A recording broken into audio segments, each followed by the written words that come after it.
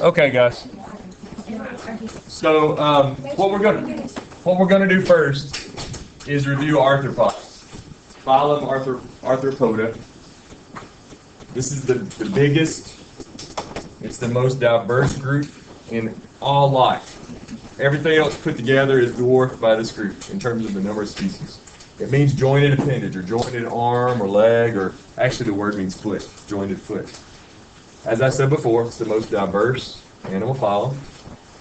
Everything in this group is segmented, which of course helps with movement, gives it more flexibility. They all have this open circulatory system, which means they've got a heart and a couple of main blood vessels. And when that heart pumps, what happens to the blood? It goes out and sprays all over the organs, and it bathes them. It's not very efficient. We talked the other day in class about how this limits it limits their size. Arthropods usually don't get too big, and it also limits how active they can be because their tissues aren't getting nearly as much flight as yours are. Oxygen, which limits ATP. So that open circulatory system is not very efficient. They do have a fairly good nervous system, better than most all the things we've talked about up to this point, because they have to be able to fly and do things like that. They have internal fertilization, same type of fertilization as us, because to live on land, if you're completely living on land, you don't want your sperm or your eggs to have the opportunity to dry out, so it needs to always be inside. They have an external skeleton made of chitin, and we're talking about things like insects, crustaceans like shrimp and lobsters, and also arachnids, which are not just spiders, also ticks and mites and even scorpions. Most of this stuff we just mentioned. Their body is segmented. Usually they have 2 or 3 really big segments. They have paired appendages, paired arms or legs. Bilateral symmetry, just like you. They've got 2 sides that are mirror images of each other. As we've said in here before, their skeleton, since it's on the outside, it has to be shed every so often so they can grow, and that's a kind of a downside. They have what's called a complete alimentary canal. What's an alimentary canal? We think an alimentary canal might be. It's a digestive system. It's another name for the digestive tract, which goes from mouth all the way to anus. We already mentioned their circulatory system is open. They do have a body cavity. They're coelomates. They have a body cavity just like you. And something that we haven't mentioned on this slide is they are protostomes. That word means what? What? Yeah, mouth first. During embryonic development, the little blastopore, the opening into the initial ball of cells, becomes the mouth. You're not a protostome. You're a what? You're a deuterostome, which means mouth second.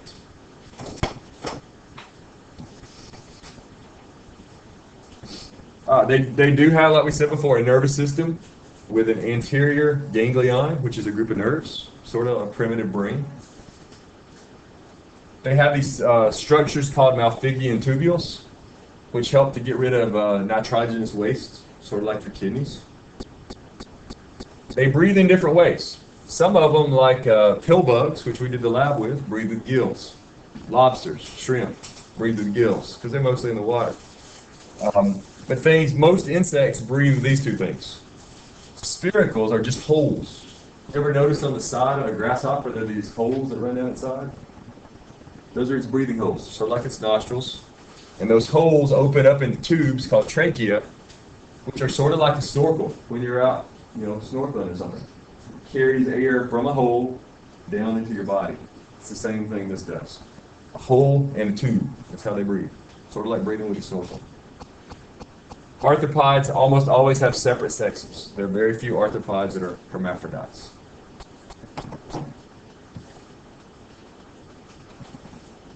There's several main classes. We're not going to look too much at those classes today.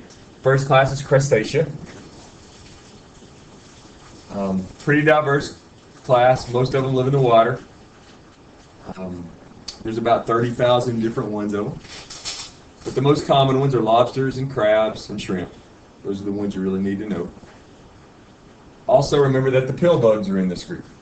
Even though they live on land, they breathe with gills. So they're a lot like shrimp in that way. Arachnids are your spiders, your ticks, your mites, your scorpions, and some other things. They have two main body segments, or tagmata. Tagmata is a fancy word for body segment. This word right here, tagmata. They have what's called the cephalothorax, which is the head and the chest. It's together in one thing. Usually in a spider, that's really small, right? You got like, spider looks like that. Cephalothorax, and the back part's the abdomen. Oops. We'll just deal with that from here. The crustaceans, let's go back to them. Crustaceans obviously have an exoskeleton. They usually have 5 pairs of legs, so 10 total legs, and 2 pairs of antennae. And they're things like shrimp and crabs and lobsters. The arachnids also have an exoskeleton. They typically have 4 pairs of legs and no antenna.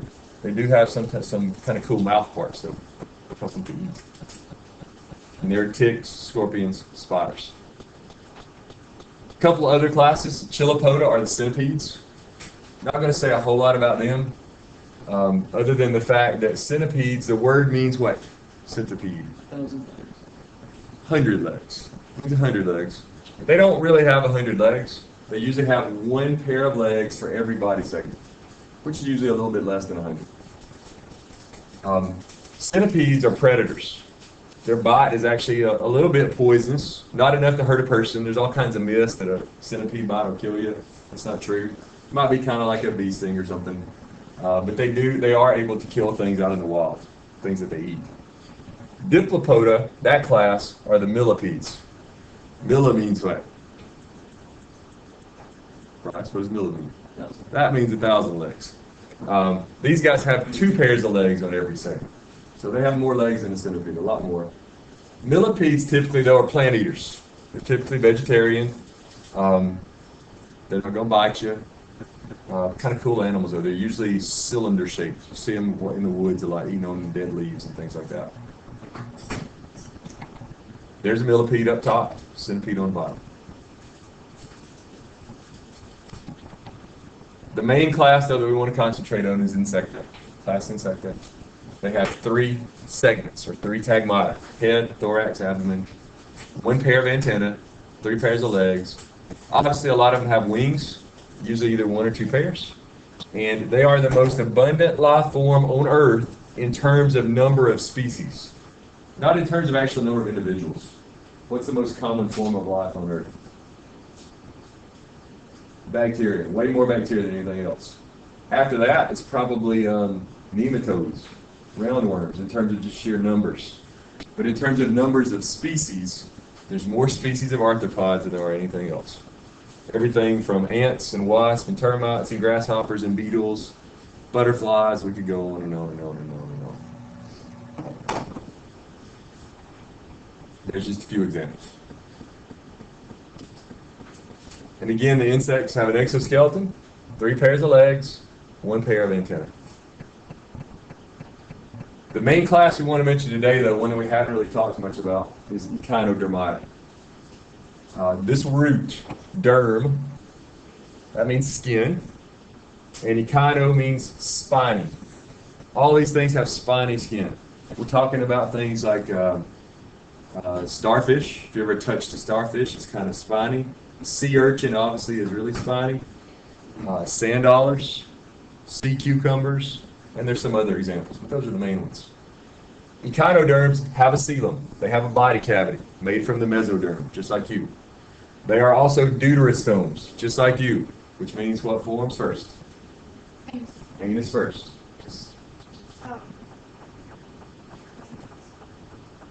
Why are sand dollars so like? Why are they abundant? They actually are pretty abundant. You just got to find them. I was in Destin a few years ago, just snorkeling around, just maybe 20 yards off the beach. And Matthew, my son who just left, stepped on something. He was out there with me. And he said, "What's this?" And I dove down. The water was probably up to here on him, so it's maybe 4 feet or so. And I picked it up, and it's really brown. And it was a sand dollar, and there were hundreds of them, all in there. And they were sticking up out of the dirt like a coin was sticking up out of the ground. You just pull them up. Most of the time when we see a sand dollar, though, they're what color? White. White. What are you seeing when you see that? You're seeing their skeleton. The real sand dollar is a living thing. And if you take it out of the water and you let it sit a while, it'll die and rot away, and what's left is the skeleton underneath, and that's what we're going to do with the sand dollar. So there are a lot of them. All the echinoderms, well, first of all, they're deuterostomes. Their embryos develop just like our embryos. What phylum are we a member of? What phylum are we and all the vertebrates a member of? Chordata. Starts with a C. Say again. Chordata. Chordata. So us and the echinoderms, chordates and echinoderms are deuterostomes. And scientists would say that that means that phylogenetically, evolutionarily, this group and this group are the two most closely related. At least this group is the most closely related to our group in terms of the way they developed and the way they evolved. There aren't that many different kinds of echinoderms. About 6,000 species. Compared to insects, that's not very many.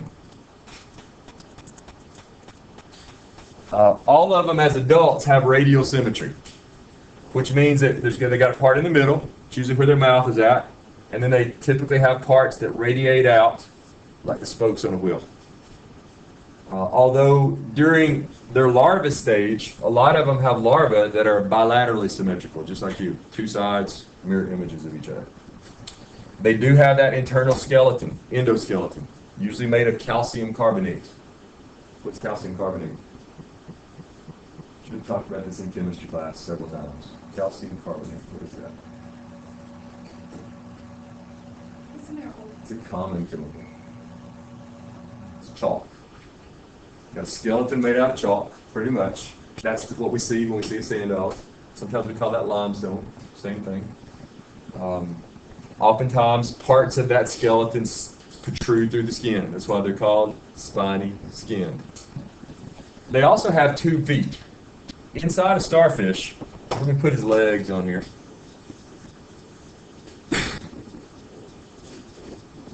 Inside a starfish is a set of tubes, and these tubes are water tubes. They're like water pipes. If he fills up those water pipes, what's he going to be like? If I had a tube of water running down my arm but no bone, and that tube of water was filled with water, what would my arm be like? It'd be stiff. But if only, what's the word for that? When we talk about osmosis and diffusion, we call it turgid, right? If on the other hand that water pipe is kind of not very full, my arm would be kind of saggy, and we call that flaccid. Those water pipe systems act as sort of a second skeleton for echinoderms, and attached to the bottom side, the ventral side of these water pipes are these little 2 feet, like sucker feet, that help them to move and grab onto things. All right, they do have these big, anybody ever dissected a starfish? Used to do that all the time in regular biology classes. You don't see a whole lot. But when you open up their legs, the main thing you see is this big hunk of what looks like brown snot. Those are their digestive glands. And they make all their enzymes for them, all their digestive enzymes.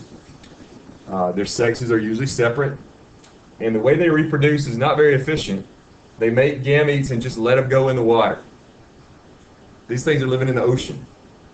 If you want to have any chance of reproducing, and you're just spraying gametes into the water, how many gametes had you better make?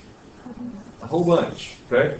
And the way they do that, depending on the time of the year, if you're dissecting a starfish, the time of the year they killed the starfish, next to the digestive gland, the biggest thing in there is their gonads, their reproductive organs, because they swell up at certain times of the year so they can make all these gametes they have to make. Because it's like a shot in the dark, you know, they're turning loose gametes into the ocean. So they better make a bunch of them if they want to have any chance of reproducing. They don't really have blood.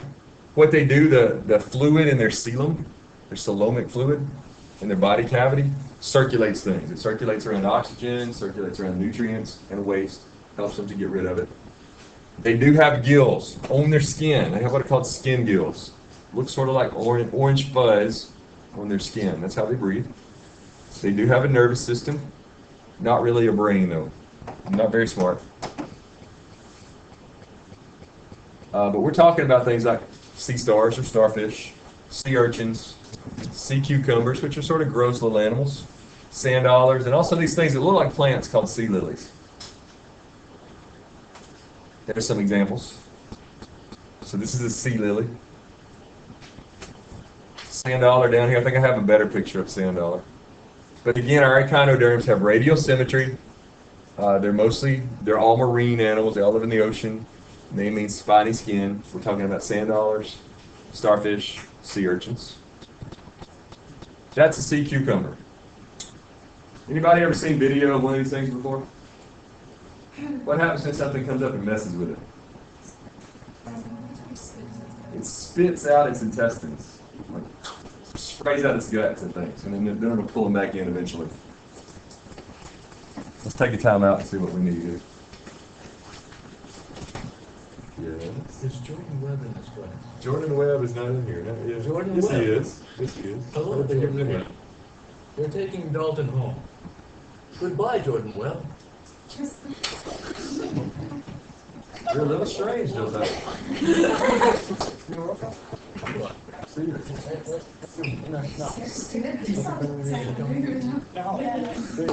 Yes. Anyway, so sea cucumber, kind of strange, sort of like Josiah. And I just taped that, so here we go. Mr. Markham, call the main office, please. Mr. Markham. All right, so I'm going to turn off that record.